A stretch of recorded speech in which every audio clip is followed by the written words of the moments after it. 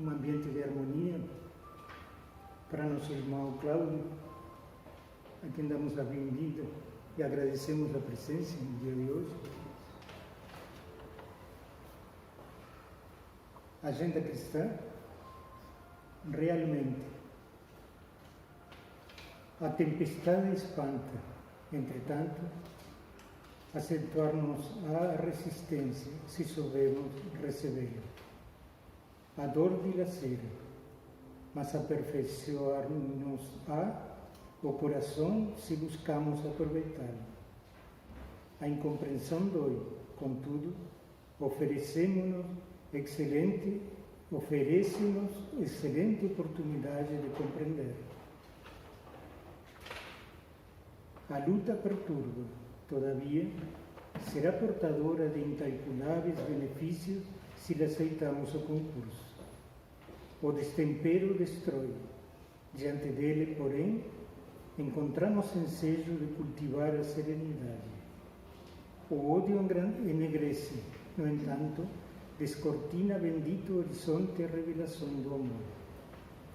A aflição esmaga, abre-nos, todavia, as portas da ação consoladora.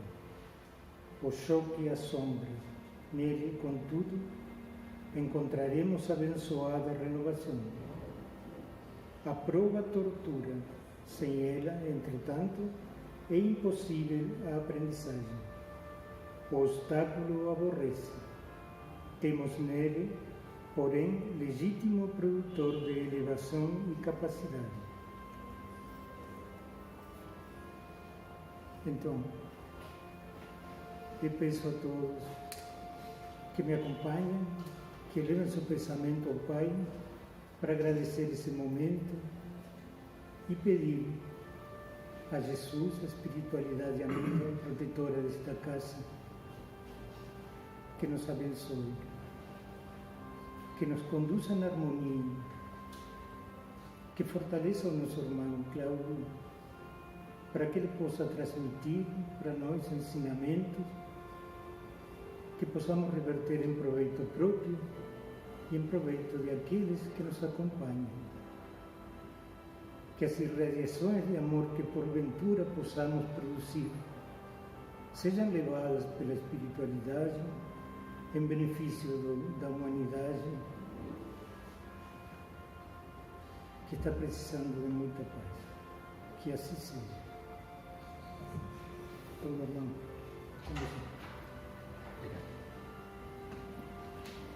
eu vou tentar te acompanhar.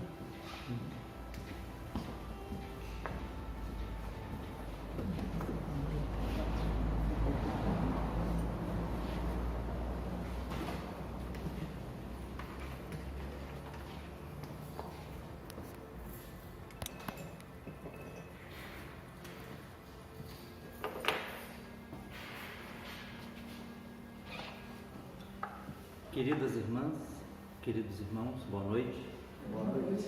Recebam todos o nosso abraço fraterno.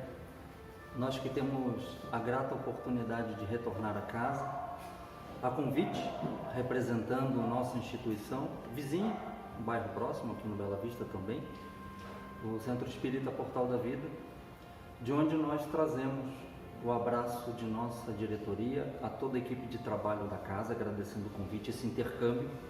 Assim como eu, outros irmãos da casa vêm com frequência, nosso agradecimento. E rogamos a espiritualidade que nos auxilie no direcionamento das nossas palavras, na clareza das nossas ideias, no desenvolvimento das nossas palavras, das nossas reflexões, acerca de um tema bastante complexo, simples, mas complexo, um paradoxo, que é o autodescobrimento ou o autoconhecimento, como está ali no quadro. Muito bem. Eu fiz a palestra sobre...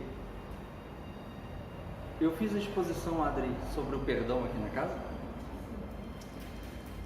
Eu tenho trabalhado até recentemente, e acho que fiz nesta casa também, os ciclos das exposições são muito... Graças a Deus, tem sido bastante frequentes a nossa agenda, e E até o mês passado nós trabalhávamos o tema o perdão e o auto-perdão. E na oportunidade, quando desenvolvemos esse tema, nós defendemos a ideia de que é o nosso maior desafio. O nosso maior desafio enquanto criaturas humanas atualmente na nossa existência é perdoar. Perdoar o outro e perdoar a si próprio diante das nossas imperfeições, diante das nossas fragilidades. É muito difícil sair da nossa posição de ofendido, quando efetivamente o somos, para entender as dificuldades, as limitações da outra pessoa que nos magoou, que nos feriu, a ponto de buscar um entendimento, de buscar uma compreensão coletiva de uma dupla ou de um grupo de pessoas, a fim de deixar para trás as mágoas, os melindres e as dores e seguir adiante. É muito difícil. Quando a gente erra, quando a gente faz alguma coisa da qual a gente posteriormente se arrepende, muitas vezes nós carregamos aquela sensação de culpa, de arrependimento durante muito tempo e muitas vezes comprometendo uma existência inteira. Então o nosso grande desafio existencial é o perdão. Não sem razão, Jesus, no seu Evangelho, defende e propõe que a criatura perdoe não 7 vezes, mas 70 vezes, 7 vezes, e o seu último ato, preso, fixado ao madeiro infame, é o seu exemplo máximo: Pai, perdoa-os, não sabem o que fazem. Então, perdão é realmente um grande desafio. Mas nós temos um segundo desafio, que é o conhecimento de si próprio. Eu vou escrever ali no quadro.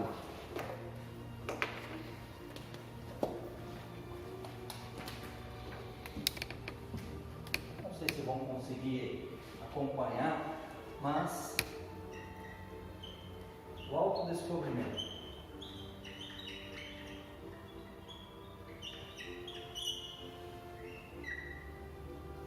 Que tem como proposta conhecer, saber sobre si. Nós vivemos a era da informação, do conhecimento, da tecnologia, das ciências. Então, nós, no nosso atual estágio evolutivo, principalmente do ponto de vista da inteligência, nós sabemos muito sobre muitas coisas, mas a gente, via de regra, ignora a nossa própria identidade. Então, conhecemos os sistemas, as galáxias, as profundezas dos oceanos em níveis abissais, descobrimos o pré-sal, conseguimos fotografar recentemente um buraco negro. Então, nós pesquisamos e olhamos para fora, para o que nos cerca. Nós estamos conectados, interconectados, interligados nas redes sociais. Instagram, Facebook. Então criamos redes de relacionamento, conhecemos o outro, temos diagnósticos sobre o outro, opiniões sobre os outros, mas muitas vezes aquilo que é mais importante, mais pertinente à nossa evolução, a gente desconhece ou ignora de forma sistemática e proposital, porque diante das nossas imperfeições, das nossas limitações, dos nossos erros, talvez a gente busque mecanismos de fuga da nossa própria realidade. Então são pessoas que estão sempre procurando informações exteriores e pouco param para analisar a sua própria vida. Nós estamos felizes? Quem nós somos? Qual é o propósito da vida, da nossa existência aqui na Terra? Qual o sentido da dor, do sofrimento, da alegria, da felicidade? E aí a gente faz uma busca, muitas vezes, uma grande luta social entre o ter e o ser. Uma dicotomia. Nós trabalhamos, estudamos, nos desenvolvemos para adquirir coisas, bens materiais, coisas tangíveis e palpáveis, criar um patrimônio, criar uma estrutura familiar. Mas a essência da nossa existência, que é ser, nós estamos dando a devida atenção? Nós estamos preocupados com o nosso progresso espiritual, emocional? psicológico, da mesma forma que a gente se preocupa com a qualificação profissional, com a busca dos cursos, do conhecimento? Será que a gente que tem filho pequeno, neto, ou é educador, será que a gente se preocupa com a evolução das crianças no mesmo sentido e com a mesma intensidade dos aspectos éticos e morais que a gente se preocupa com os das qualificações? De procurar dar uma boa escola para a criança, um curso ou cursos, intercâmbios em outros países para adquirir novos idiomas, e que são atitudes belíssimas e recomendáveis. Eu mesmo tenho uma filha de 9 anos e, dentro das minhas possibilidades financeiras, toda a estrutura que eu puder oferecê-la para que ela cresça bem qualificada, culturalmente rica, eu vou procurar conceder. Mas os aspectos éticos, morais e comportamentais, será que nós estamos também dando devido valor? Será que a gente se preocupa com o crescimento? Será que eu, enquanto pai, me preocupo que ela seja, acima de tudo, uma pessoa íntegra, responsável, correta? Nós que somos da estrutura cristã, uma verdadeira espírita, ou como nos recomenda o Evangelho, uma verdadeira mulher ou homem de bem? Certa feita me perguntaram, o que você quer que a sua filha seja quando crescer? E a gente pensa, médico, advogado, engenheiro, administrador. E eu me lembro que, influenciado por uma palestra do Divaldo, eu disse para a pessoa que me perguntava, eu quero que ela seja feliz, íntegra, responsável, ética, uma pessoa que some na nossa atual sociedade e não uma pessoa que busque títulos, nomes e que mais tarde se frustre. Eu prefiro que a minha filha seja uma singela artesã, feliz, do que uma médica medicada e frustrada, com tendência ao suicídio ou à abnegação da vida, porque não era aquilo que ela queria fazer, mas por pressão social, porque é bonito usar jaleco, estetoscópio, porque engenharia ganha bem, por status, pelo tempo. Eu quero que ela seja feliz, realizada enquanto indivíduo. É a busca da nossa essência. Diz a doutrina espírita, eu vou fazer uma leitura, nós somos criados simples e ignorantes, sem conhecimento de nada, nem do bem nem do mal. E o nosso objetivo é caminhar numa linha progressiva. Para quem lembra os conceitos de matemática, uma reta sem ponta é uma reta infinita. E o nosso destino é alcançar a plenitude. Ou, como diz o Evangelho, a conquista das virtudes. O Evangelho fala sobre a conquista das virtudes. E para alcançar as virtudes, nós precisamos seguir 2 caminhos.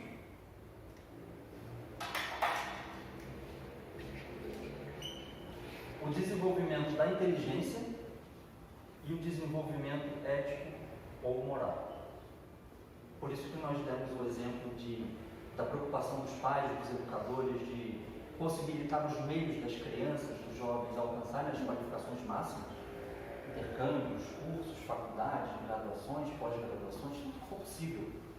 Lógico, é importante, porque a doutrina espírita diz que nós precisamos avançar em conhecimento também, mas não esquecer do desenvolvimento ético-moral.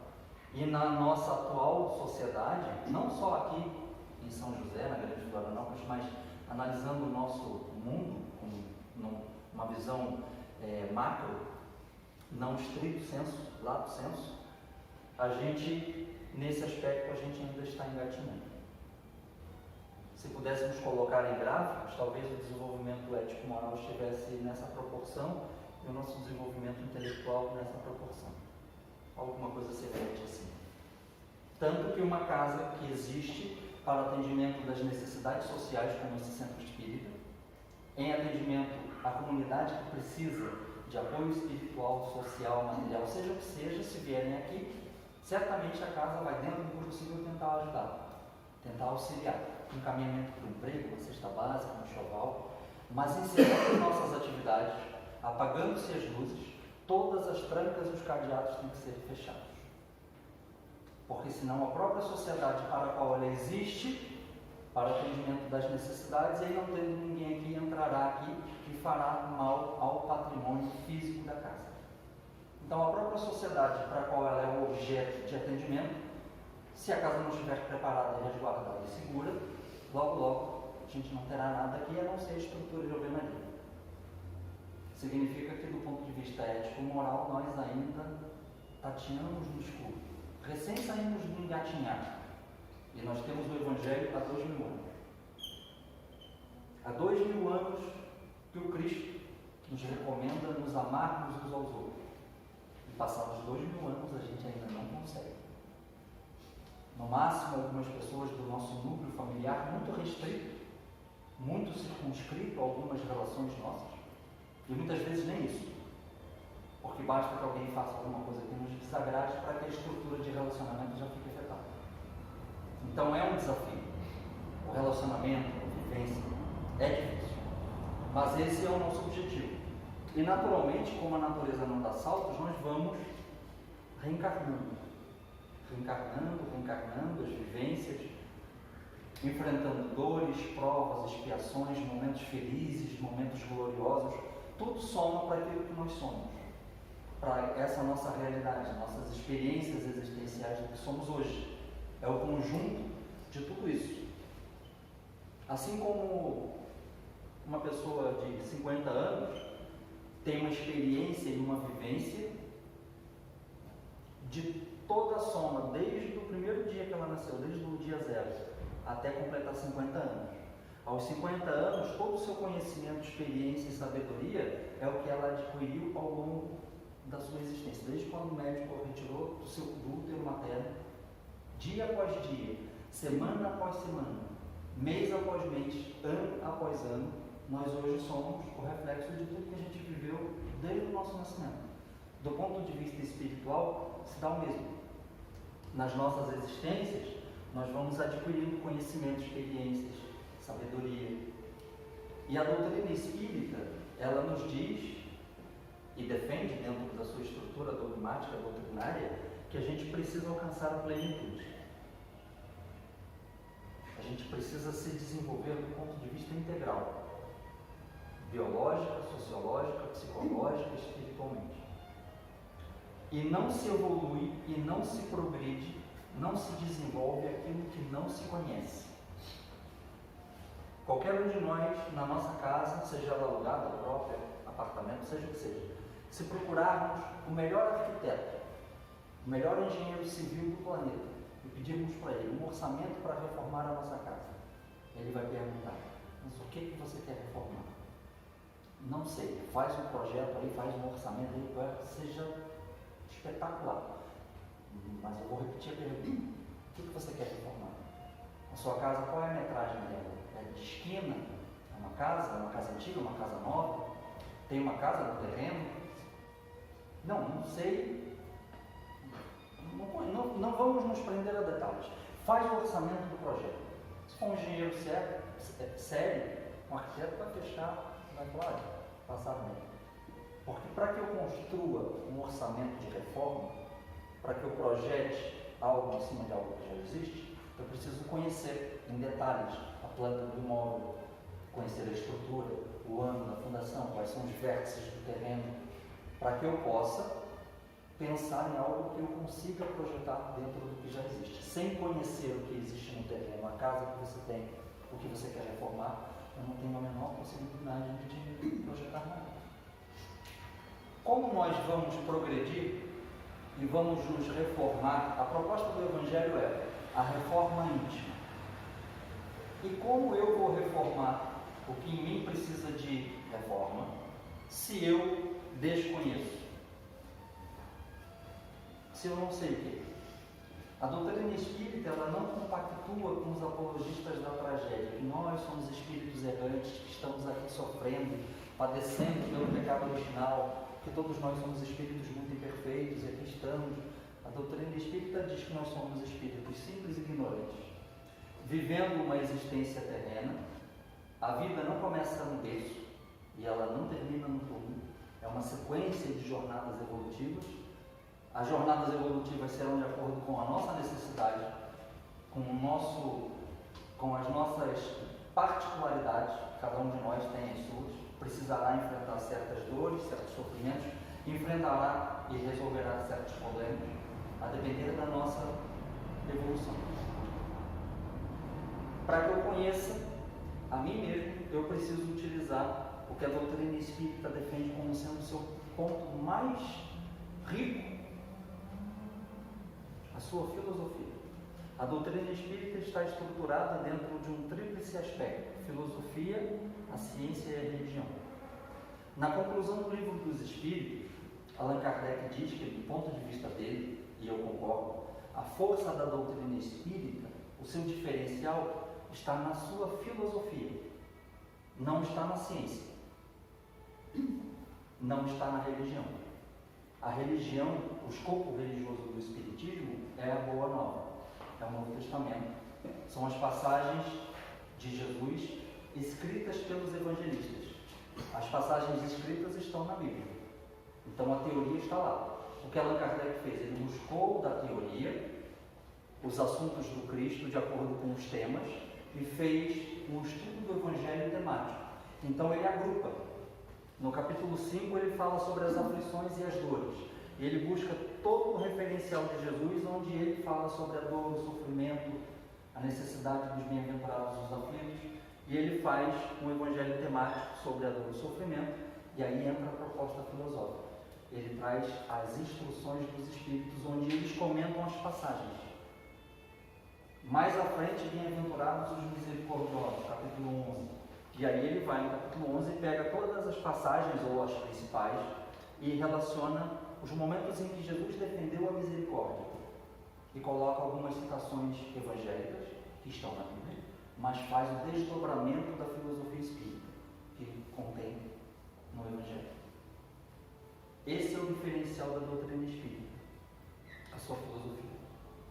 E há um grande pensador chamado Francis Bacon, que é o pai da metodologia científica. Quando a gente faz um curso universitário e tem a famosa metodologia científica da construção do TCC e do trabalho, um dos precursores, se não o primeiro que iniciou esse conceito de metodologia científica, de construção do conhecimento, de como formatá-lo, ele seguindo um procedimento, foi Francis Bacon.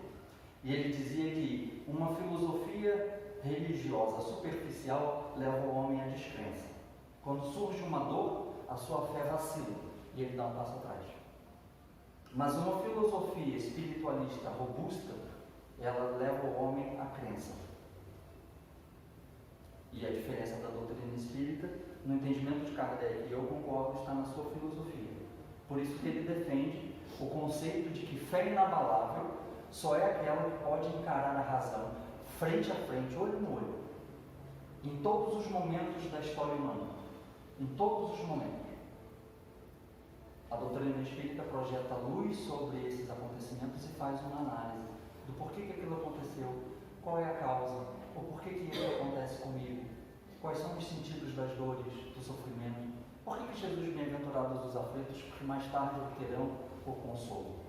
Nós queremos ser felizes agora. Eu não quero ser feliz amanhã, eu quero começar agora. Qual é o conceito? Por que Jesus fala sobre isso? Porque se nós não analisarmos as passagens de Jesus com o ponto de vista do futuro da existência espiritual, muitas dos ensinamentos perdem sentido. Bem-aventurados os aflitos porque obterão misericórdia. Quando? Onde? Em que momento? E Allan Kardec fala que nós, os espíritas, nós precisamos e temos o direito de conhecer a nossa história espiritual. Quem nós somos, de onde a gente vem, qual o sentido da dor, do sofrimento, das provas, das expiações, que a gente não deve enfrentar as dificuldades de uma forma passiva, de uma forma omissa. A gente precisa sim tentar entender todo o nosso contexto existencial. Nós, enquanto filhos de Deus, um projeto divino que somos, nós temos o direito de saber tudo o que nos acontece. Os porquês, os grandes porquês da vida. Quem sou, de onde eu venho, que são perguntas que remontam à mais alta antiguidade. Desde que a criatura humana adquire e identifica a sua capacidade de pensar, que é o que nos diferencia dos outros animais, o pensar, o reconhecimento da nossa existência e da nossa finitude, do ponto de vista da ciência, o que nos diferencia dos outros animais é a nossa percepção de início e o saber que em determinado momento a nossa vida orgânica se extingue. Então nós sabemos que a nossa existência ela é finita. Os outros animais do nosso reino não têm essa percepção. Essa é a nossa diferença do ponto de vista científico e biológico. E a doutrina espírita diz, nós temos o direito de saber quem somos. E olha que interessante, corroborando com o que a gente falou ali daquele princípio evolutivo da ignorância até a plenitude. O Livro dos Espíritos, questão 115. Entre os espíritos, alguns foram criados bons e outros maus. Deus criou todos os espíritos simples e ignorantes. Fundamentação teórica para a nossa tese. Isso quer dizer, sem ciência. Ciência com C minúsculo. Sem conhecimento. Sem expertise. Sem experiência anterior de fenômenos e acontecimentos sociais, psicológicos, quaisquer que sejam. Como se fosse um computador ou como se fosse um celular, que é alguma realidade mais próxima hoje. A gente compra, ele ainda vem com alguns programas. Vamos supor que comprássemos um celular e ele viesse vazio, sem nada. A gente sabe que quando compra já vem com alguns programas e aplicativos da empresa que fabricou, mas vamos supor, por nosso exemplo, que o celular viesse sem nada. E a partir dali a gente fosse baixando os aplicativos que a gente quer. Sabemos que alguns aplicativos vêm de fábrica e a gente não consegue tirar. Mas a ideia seria essa. Como se nós viéssemos absolutamente neutros e isentos de quaisquer conhecimentos. E Deus deu a cada um uma missão com o fim de esclarecê-los e fazê-los alcançar progressivamente a perfeição para o conhecimento da verdade e para aproximá-los dele. O Livro dos Espíritos, questão 115, para quem quiser em casa fazer um estudo complementar, lê a questão 114, lê a questão 115 e, se possível, leia a 116 para acompanhar o desenvolvimento, a linha de raciocínio de Allan Kardec. Porque muitas vezes a leitura solta serve para a gente referenciar um conhecimento, como esse da questão 115, somos criados simples e ignorantes e a partir dali a gente começou o raciocínio, para que nos aproximemos do Criador, alcancemos as virtudes. O Evangelho. Muitas vezes a gente, via de regra, estudando o Evangelho, a gente se prende nas informações evangélicas, naturalmente, que tem relação com o aspecto ético, moral, comportamental, mas há algumas informações que são valiosíssimas e que, se a gente não faz um estudo, e muitas vezes um estudo em grupo, passa despercebido. Capítulo 11. Olha a complexidade do que está inserido dentro da lei do amor. E a gente lê a lei do amor e fala sobre o amor, os relacionamentos, a afetividade entre as pessoas. Mas há uma informação valiosíssima que os Espíritos nos trouxeram. Lázaro, no seu ponto de partida, imaginemos o Espírito lá no ponto de partida, começando o seu processo evolutivo, lá milhões de anos atrás, no início mesmo, nos seus primeiros momentos. A semelhança do que dissemos de uma criança, no seu primeiro dia, saindo da maternidade. Ainda sem percepção de quem é seu pai, de quem é sua mãe, as necessidades fisiológicas, só dorme. E os seus instintos começam a se desenvolver. Começa a perceber a voz da mãe, a voz do pai, percebe que chora quando tem fome, numa função fisiológica, mas o seu psicológico, à medida que amadurece, associa a alimentação, o bem-estar produzido pelo alimento, ao choro, e ele entende que, se chorando, ele recebe o alimento, mas no início é apenas a fisiologia, apenas um instinto de preservação da espécie. No seu ponto de partida, o homem só tem instintos: sobreviver, reproduzir, defender-se, só. Ponto de vista biológico, que nós aprendemos nas cadeiras escolares. A gente vem, a gente nasce, cresce, reproduz, envelhece e morre. Mas a vida é muito além disso. Não são apenas essas funções biológicas. Do seu ponto de partida, o homem só tem instintos. Mais avançado, experiente e corrompido pelas situações e pelas vivências, ele tem as sensações de alegria, da dor, do sofrimento, do prazer. Nós vamos, através e por meio das experiências sociais, desenvolvendo os nossos sentidos. Sabemos o que nos dá prazer, sabemos o que não nos dá prazer, as alegrias, as dores, a satisfação pessoal, psicológica, física. Mais instruído, conhecimento, e purificado, tem sentimentos. E o amor é o requinte do sentimento. Por isso que ele está inserido dentro do subtítulo O Amor. Capítulo 11, Amar ao próximo como a si mesmo. Então, no início temos instintos, depois, mais experientes e vividos, nós temos as sensações, e mais tarde, instruídos e purificados, nós temos as emoções, os valores, as virtudes. E esse é o grande desafio da nossa existência. E no final do livro, o Livro dos Espíritos, Allan Kardec defende, como dissemos, a estrutura filosófica como sendo o grande diferencial da doutrina espírita. A resposta, o olhar espírita sobre os acontecimentos da nossa existência. Por quê? As causas, as possibilidades. Diante da percepção que nós temos da nossa sociedade, das dores, das dificuldades, das provas, saímos de uma pandemia, entrando aparentemente num processo de endemia, onde tudo fica mais controlado, as vacinas fazendo o seu trabalho. Na Europa surge uma guerra. Famílias são dizimadas, desestruturadas. E nós acreditávamos que finalmente entramos num processo de pandemia e a criatura humana sairá melhor, reformada. A natureza não dá saltos. Tudo ao seu tempo. As dores, as guerras, as aflições. E na questão 919, a nossa exposição tem como foco central essa questão. Vou repetir. Quem puder, se nós pudéssemos fazer algum pedido, se tivéssemos esse direito, seja hoje, seja amanhã, colocar na agenda, questão 919 do Livro dos Espíritos. Porque Allan Kardec trabalha o livro todo falando sobre a necessidade da evolução moral da humanidade, o desenvolvimento dos valores, o desenvolvimento integral da criatura humana, do ponto de vista social, biológico, espiritual. E no final, Allan Kardec interroga a espiritualidade. Em resumo de tudo que havia passado no livro, da importância do nosso desenvolvimento integral, e ele faz a pergunta para a espiritualidade de qual é, ou qual seria o método mais prático e eficaz de nesta vida, não na próxima, agora, nossa vida atual, de iniciar já um processo de construção da nossa felicidade.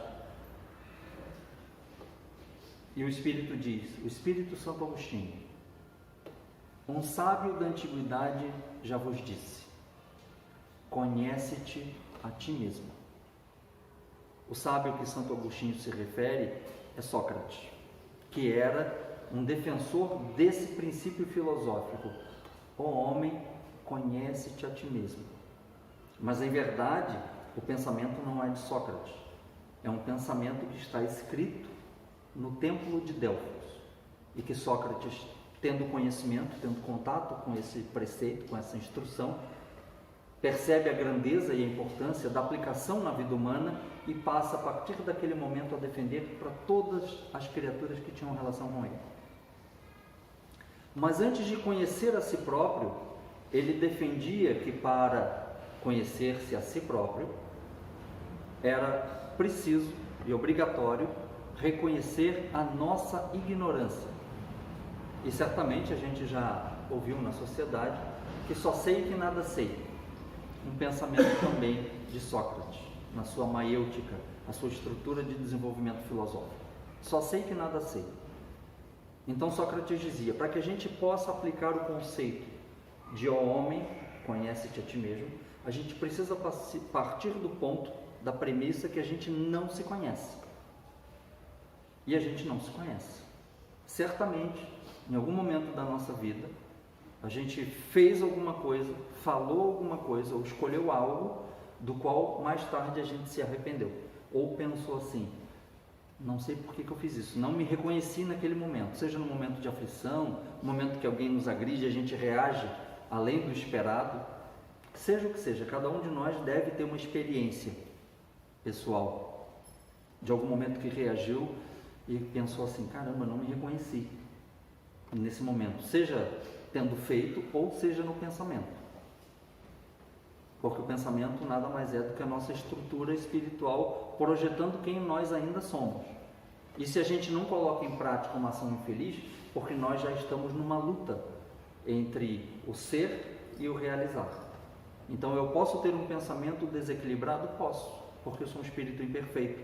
Então diante de alguma agressão eu posso pensar ir lá e quebrar a pessoa no meio. Eu posso pensar, porque os meus instintos ainda são esses, eu ainda sou bélico. Meu sangue ferve, a minha adrenalina vem, mas eu já consigo controlar. Eu já consigo engolir a seco, fico 2, 3 dias ruim e fico com aquela sensação de vontade de ir lá e dar com o dedo na cara porque ele acha que está falando com quem isso... Vou deixar passar. Eu já consigo controlar. Talvez numa existência anterior eu fosse lá e efetivasse o que eu ainda penso. Mas agora eu começo a ser senhor de mim mesmo. Então, um exemplo que eu sempre dou em todas as palestras, eu ando de moto.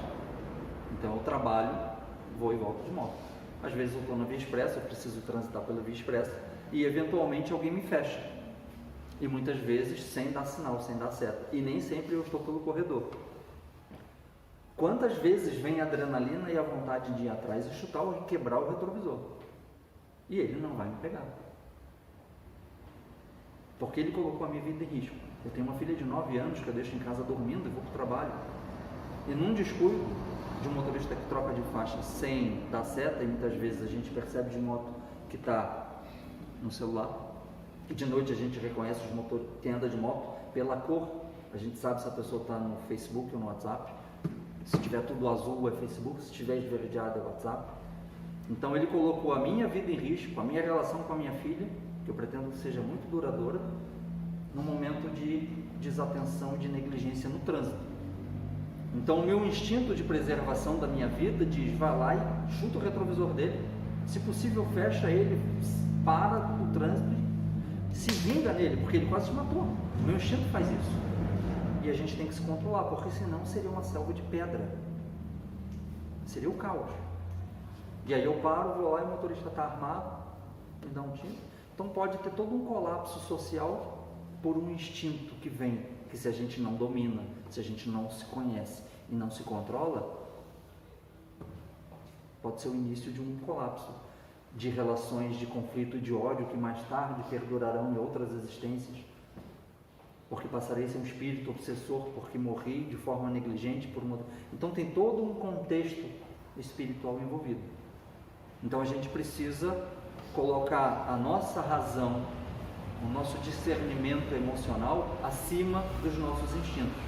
Porque quem vive por instinto são os animais, e muitos deles já dão exemplo do próprio conflito entre eles, entre o instinto e a percepção dos sentidos, dos sentimentos.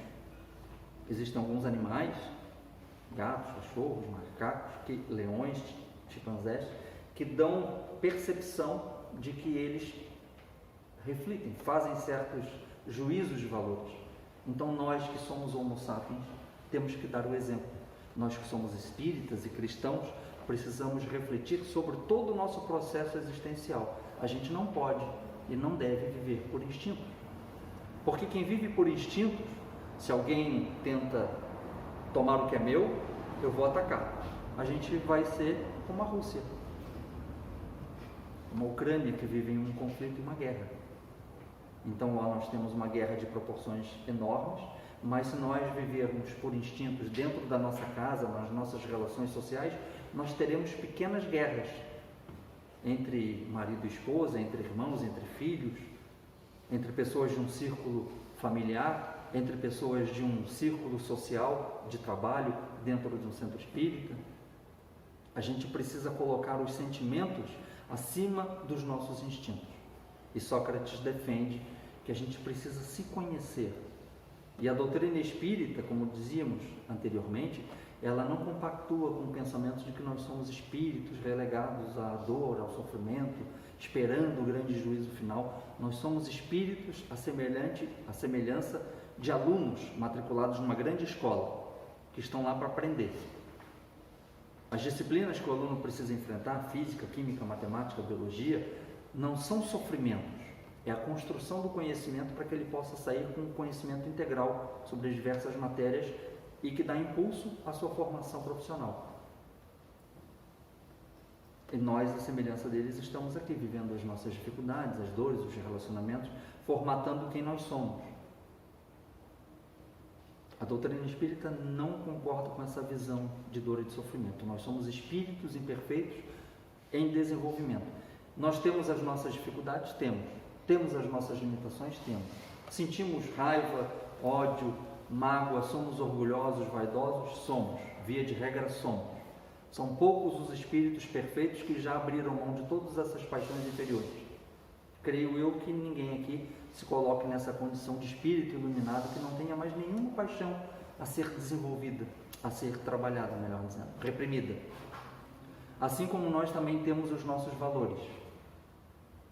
E não é orgulho nem a vaidade reconhecer que em determinado caminho evolutivo a gente já está seguindo um caminho bacana. Eu já sou calmo. Antes eu era brigão, agora eu já sou calmo, sou tranquilo. Se alguém me ofende, se alguém me agride, eu sou bem de boa, eu sou pacífico, não entro em complicações, não discuto, não falo mal de um do outro. E reconhecer que há um progresso já sendo feito é importante. Porque Sócrates defende o conhecimento de si mesmo, das imperfeições, mas também dos valores que a gente já tem. Eu tenho certeza que todos nós aqui temos também.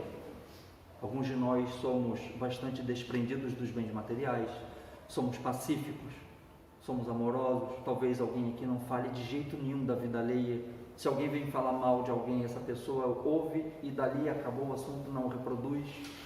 São valores.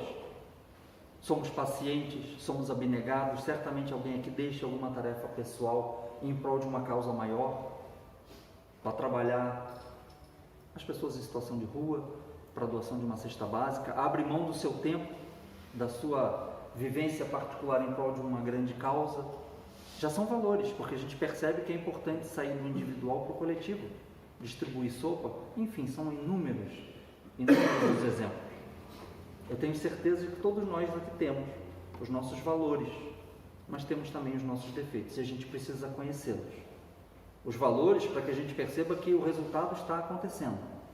A obra, como dissemos, a nossa reforma, ela está tomando forma, como se fosse uma obra, que no começo a gente só vê entulhos, sujeira, e de repente a gente olha a obra e percebe que ela está ganhando forma, está sendo concluída, está progredindo, e logo logo ela estará pronta.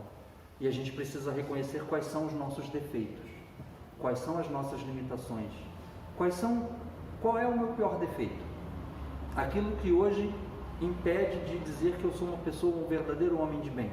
Eu tenho os meus problemas pessoais, as minhas dificuldades, e são muitas, mas eu preciso saber dessas muitas, quais são aquelas que mais entravam no meu progresso, quais são aquelas que eu me planejo para ser uma pessoa melhor e eu vou e tropeço naquele problema, por causa de uma questão pessoal minha, do meu caráter, do meu comportamento, e é isso que eu preciso trabalhar. Eu sou muito vingativo, por exemplo. Então tudo que me fazem eu fico remoendo, eu fico doente, enquanto eu não me vingo, eu não sossego. Eu ajudo todas as pessoas que eu puder, mas se eu puder me vingar daquela pessoa que há 7 anos atrás, 3 meses e 12 horas e 14 minutos, eu conto tudo, eu vou me vingar.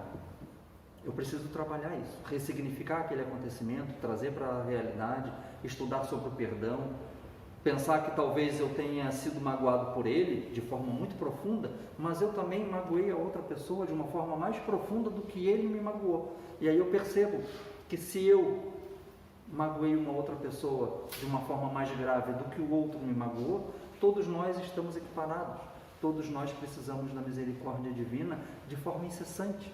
Por isso que Jesus nos recomenda na oração dominical: Pai, perdoa as nossas ofensas, na mesma medida, na mesma intensidade que de minha parte, eu perdoe aquele que me magoou. Porque que mérito eu tenho? Que direito eu tenho de pedir no tribunal divino desculpas pelas minhas falhas, porque eu sou muito frágil? E a gente amansa a voz e fala de forma doce, porque é do nosso interesse que a espiritualidade tenha pena de nós.